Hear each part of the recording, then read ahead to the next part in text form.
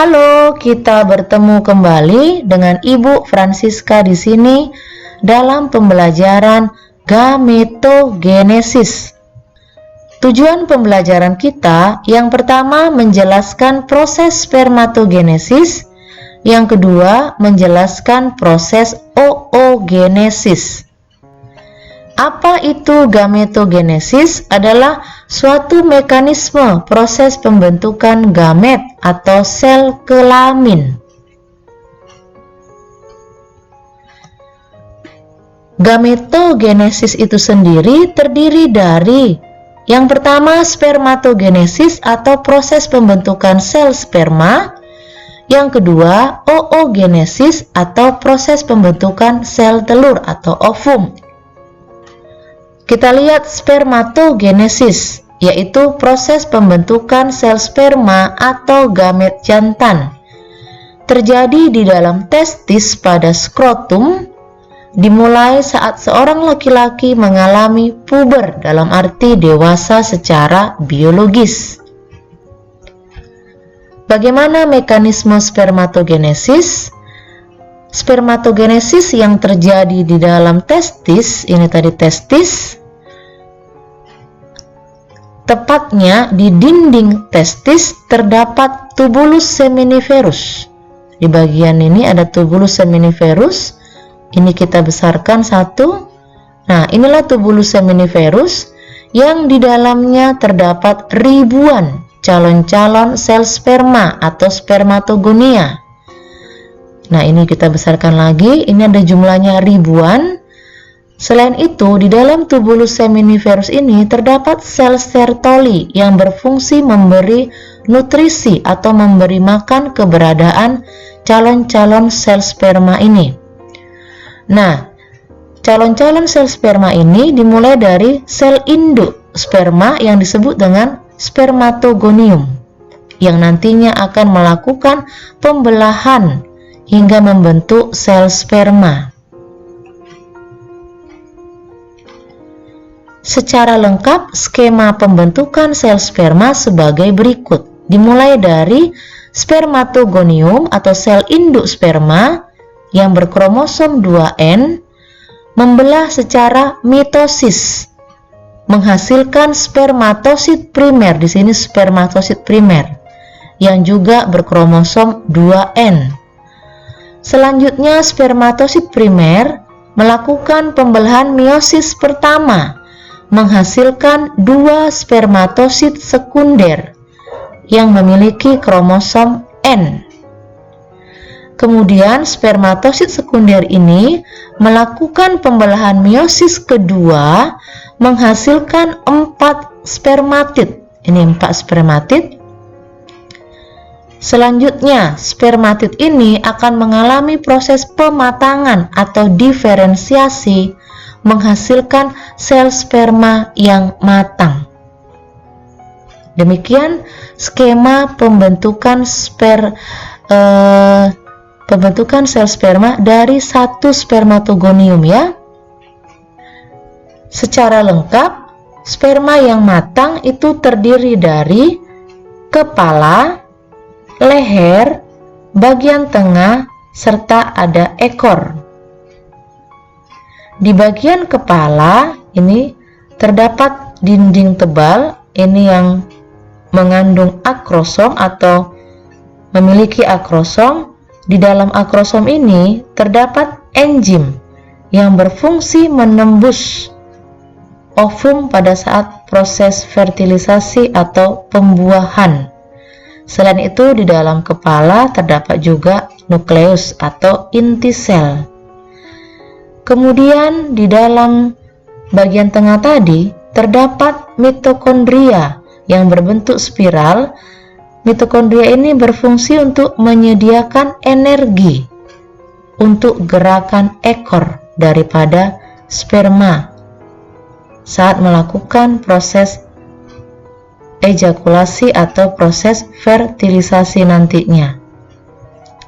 Itulah untuk struktur sperma yang matang. Biasanya seorang laki-laki mengeluarkan waktu ejakulasi atau saat melakukan ejakulasi itu mampu mengeluarkan sperma kurang lebih 400 juta sel sperma. Kita lihat yang kedua adalah oogenesis. Apa itu oogenesis? Yaitu proses pembentukan gamet betina atau sel telur. Oogenesis terjadi di dalam ovarium, dimulai sejak pertama seorang anak perempuan mengalami menstruasi. Bagaimana mekanisme oogenesis? Nah, kita lihat gambar berikut ini. Ini adalah gambar sistem organ reproduksi pada perempuan. Ini ada ovarium yang jumlahnya sepasang. Lalu kita besarkan, inilah satu ovarium. Ini adalah ovarium sebelah kiri. Nah, di dalam ovarium ini telah tersedia ini calon-calon sel telur atau oosit primer sejak di dalam kandungan atau sejak bayi. Ini sudah ada. Jadi oosit primer ini sudah ada di dalam ovarium sejak bayi. Nanti begitu lahir atau si anak perempuan mengalami pubertas atau menstruasi, maka oosit primer ini akan kembali melakukan pembelahan, membentuk oosit sekunder. Ini lihat, oosit sekunder ini dilindungi atau diliputi oleh kantong namanya folikel. Ini folikel, yang ini yang bulat ini folikel, sampai nanti terbentuknya folikel de Graaff.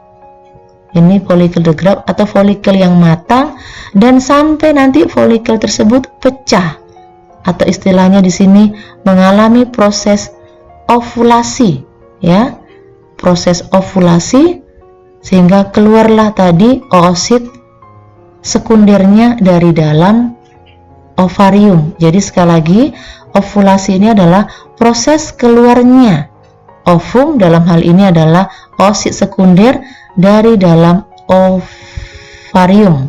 Ini ya. Nah, secara lengkap kita dapat lihat skema proses pembentukan oogenesis ini seperti skema berikut ini. Nah, kita lihat sekali lagi. Pada tahap penggandaan, ini ada sel induk telur. Ini namanya oogenesis, oogonium berkromosom 2N. Ini mengalami mitosis. Nah, ini sudah terjadi di dalam kandungan seorang ibu bila anaknya perempuan. Sampai nanti lahir, ini sudah terbentuk yang namanya oosit primer. Ini juga, ini oosit primer.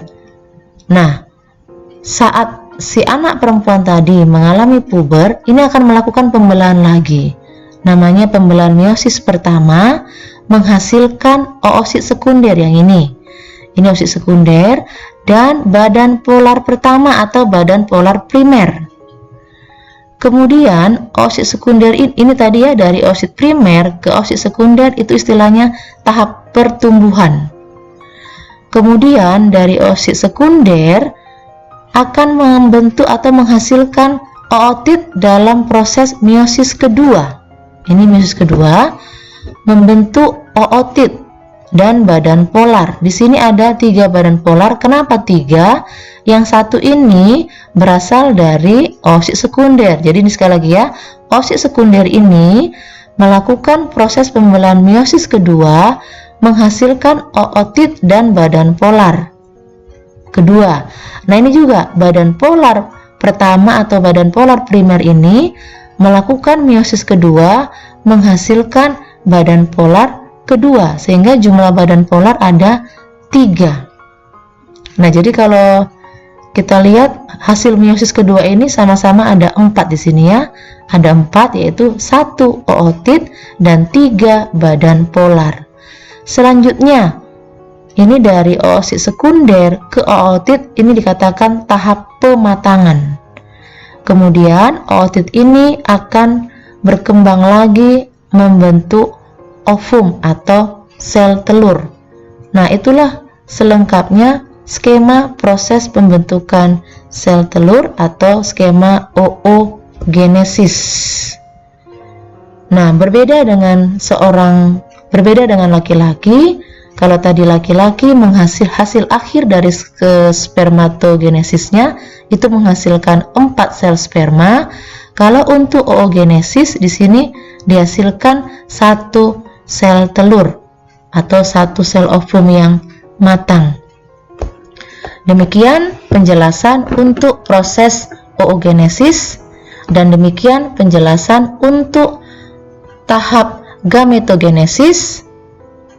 Semoga dapat dipahami dan dapat dimengerti. Sekian dan terima kasih.